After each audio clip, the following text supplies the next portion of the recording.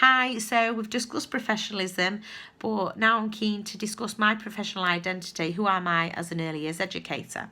So, as previously discussed, I own my own nursery, I lead my own provision, I manage the setting on a day-to-day basis, but I also like to think that I provide inspiration for my team to provide high-quality education throughout having creative and innovative ways of teaching and new experiences for our little explorers at nursery.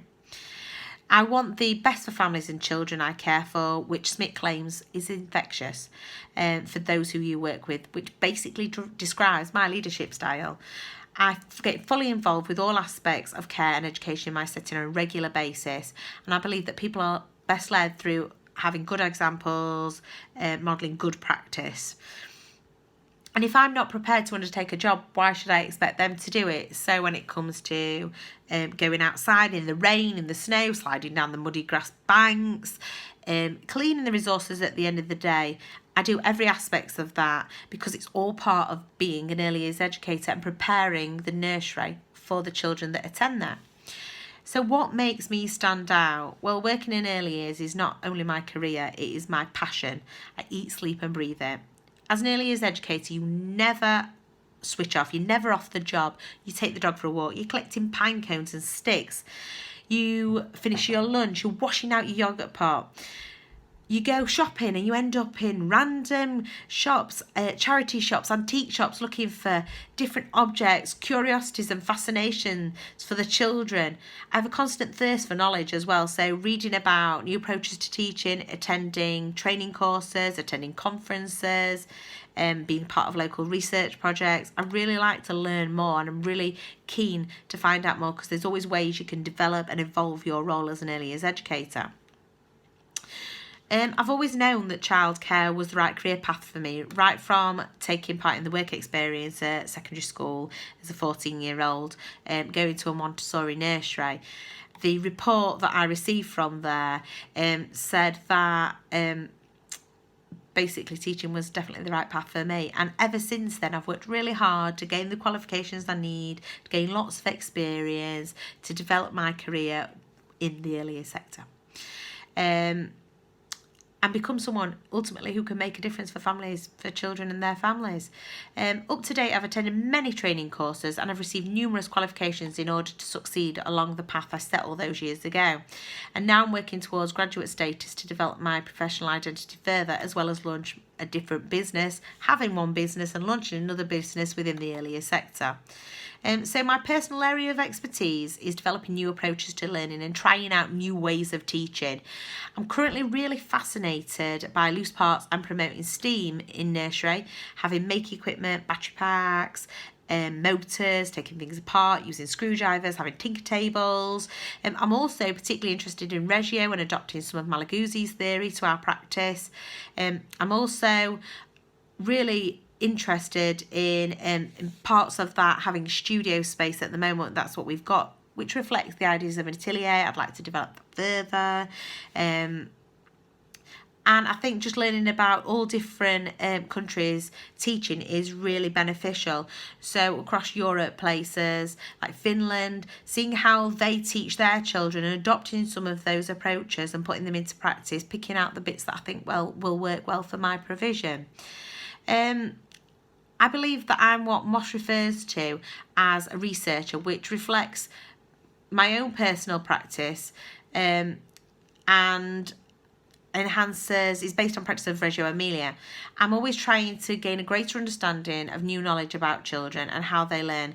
As a researcher, I love to be involved in day-to-day practice. I observe day-to-day practice. I consider the dialogue between children, parents and practitioners and build those relationships to develop practice further, evaluating all along as I go and reflecting on my role. My professional identities and behaviours are constantly evolving as my ideas, values and beliefs are influenced by what I learn. I believe that myself and my colleagues are professionals, just like people may identify other people in the sector as, such as social workers and teachers, and I'd like to develop an outsider's perception of early years. So as a leader of my setting, I'm in a position where I can influence what happens and the approaches we choose to adopt. I do this by inspiring my team, usually in staff meetings. I provide in-house training sessions and being hands-on and practical myself, modelling new ideas. I recently provided training on planning extraordinary opportunities for children, and this has helped me to develop my personal skill set in training and encouraged me to take the plunge and set up a training company. My team were particularly supportive and encouraged me to have a go and have given me that confidence that I need. This helps define me as a professional because it's something else that helps me stand out. It's also very reassuring that my team believe that I'm good at what I do, so much so that they believe I can add to my job description, which is fab. In terms of my favourite moments in my career, I would have to say that it's receiving a good in our first Ofsted. As an owner and manager, I'd been through Ofsted as an owner and manager, but I had been through Ofsted lots of times before. But somehow when it's your own setting, it adds an extra sort of oomph to it, and because it's so passionate, you put everything into it, every bit of your body and your life and soul goes into it. So to actually receive a good is absolutely amazing.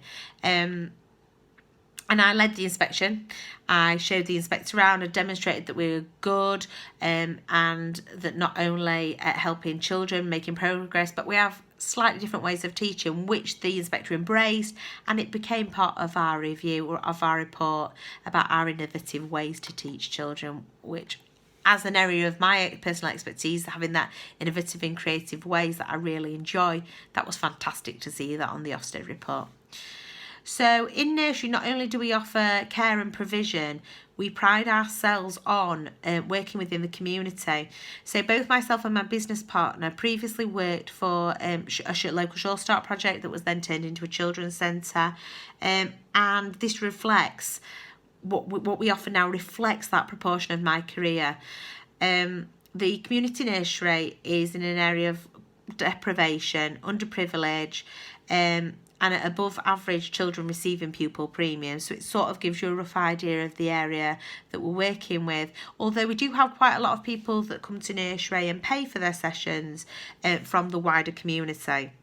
Lots of our families come to us through word of mouth rather than publicity, through parents spreading the word, which is it's something fantastic. And it's my passion to provide more than just a nursery. It's to add that commitment and dedication to reviving a community that has been stripped of local amenities and activities, demonstrating that my previous experience of working as a community outreach worker has really helped define my career and is impacting on my role now. So within nursery, not only do we offer these different things, we have our different ways of working, loose parts, we have real objects, we use glass jars in our studio space for painting. We did sling tech training as a team, so we are qualified to carry babies in slings with parents' permission.